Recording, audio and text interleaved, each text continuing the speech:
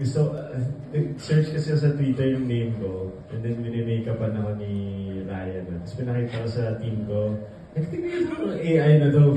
Pero yung katawan ko dito, kung payato pa, ano. Reaction, I don't know, man. It's sobrang, ang dami ng, ano ngayon na AI sa internet. Hindi na siya makontrol mo. And I'm pretty sure hindi lang ako yung makaka-experience niya sa napakaraming taon na dadaan. So,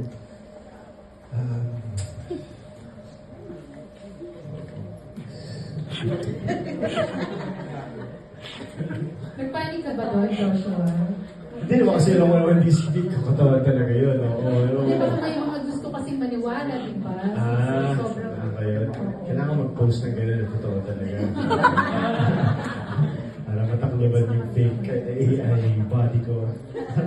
So, gano'n ka comfortable showing your skin? Kasi dito kay sa love scene niya ni Ivana, di ba? Nagpakita ka naman kahit pa paano yung topless mo.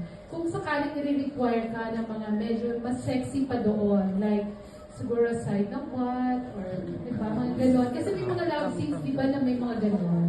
Gano'n ka comfortable? Actually, hindi ako comfortable at all doing love scene. Like, showing my body, hindi ako comfortable sa camera. Pero, ano yun doon nagagana yung pagiging actor mo.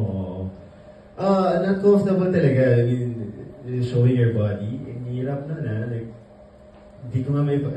Every time na may love scene akong, kinakausap ko yung mga cameraman namin. Sabi ko, iwasan mo yung chat ko, ha? Yung shot ko dito lang banda.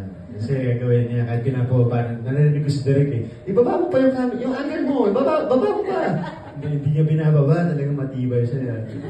Sabi ko si Joshua eh.